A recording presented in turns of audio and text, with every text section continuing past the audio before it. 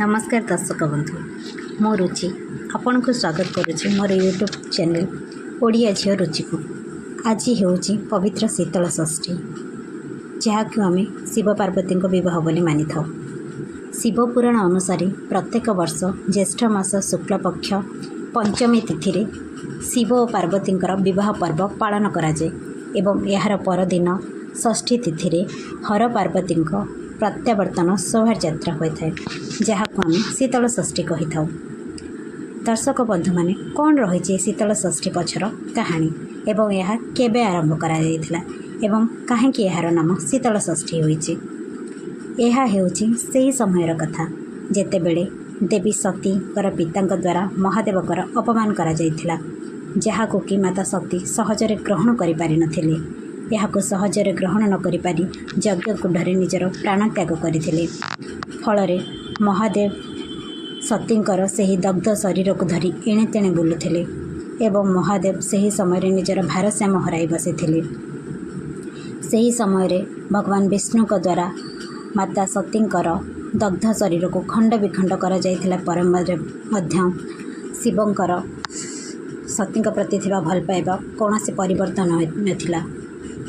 भगवान शिव निजर भारसाम्य हराई बसिथिले एवं सही समय ताड़का नामक जड़े असुर ब्रह्मा को तपस्या करी वर मागिथिले जे ताहार मृत्यु केवल शिवंकर पुत्र हाथ में ही हेब।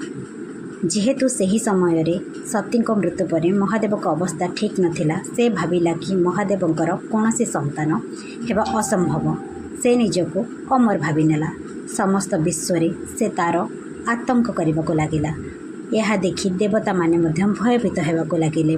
सही समय शिव निजको शांत करने कैलाश पर्वत को आसीथिले। सही समय कैलाश पर्वत रे राजा हेमवंत एवं तांको पत्नी मेनका सहित रहुथिले। तांकर एक शिशु कन्या मध्य थिले जार नाम थिला पार्वती, जे को आमे माता पार्वती को बोली भाविचु।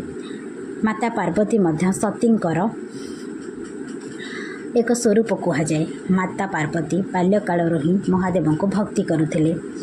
यह देखि समस्त देवादेवता गंधर्व समस्ते खुशी थिले। माता पार्वती भक्ति रे एभली एथिक सीमित नथिला। से निजर राजप्रसाद छाड़ी निजक एक जोगिनी हबार निष्पत्ति नेले एवं से निजर राजप्रसाद छाड़ी कैलाश पर्वत रे आसी भगवान शिवंक परि ध्यान करने को लगिले।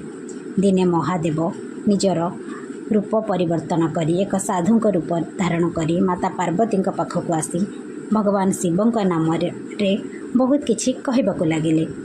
एही सब कथा पार्वती शुणी पारिलेनी एवं से ब्राह्मण को चुप कराई देथिले। भगवान माता पार्वतींकर एही परि भक्ति भाव देखि निजर स्वरूप रे आसीथिले एवं माता पार्वती को विवाह करबाको राजी होइथिले।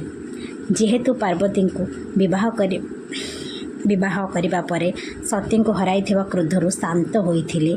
सही कारणरू यार नाम शीतल षष्ठी होइथिला। एही शीतल षष्ठी मध्य अनेक मतरे आमर पृथ्वी पृष्ठ शांत पड़ी थाए। ग्रीष्मर प्रवाह कमी वर्षार आगमन होता है। ऐतिहासिक तथ्य अनुसार संबलपुर जिला एवं यार आखपाख अंचल शीतल षष्ठी बहुत धूमधाम रे पालन करा जाए। हिंदू धर्मर रीतिनीति अनुसार शिव पार्वती विवाह करा जाए। प्रथमे माता पार्वती पिता माता निर्धारण करा जाए थाए। यह परे वर देखा हुए। जे भली भाव आमर ओडिया परंपरा अनुसार विवाह कार्य संपन्न करा जाए सही भली भाव आमर विवाह कार्य संपन्न करा जाए थाए। यह होची शीतल षष्ठी मुख्य कारण। रहुची सांग मैंने जदि मो वीडियो आपण मानक भल लगी तेबे मो चैनल को लाइक करेंगे, शेयर करेंगे और सब्सक्राइब करने को जमा भी भूलें। धन्यवाद।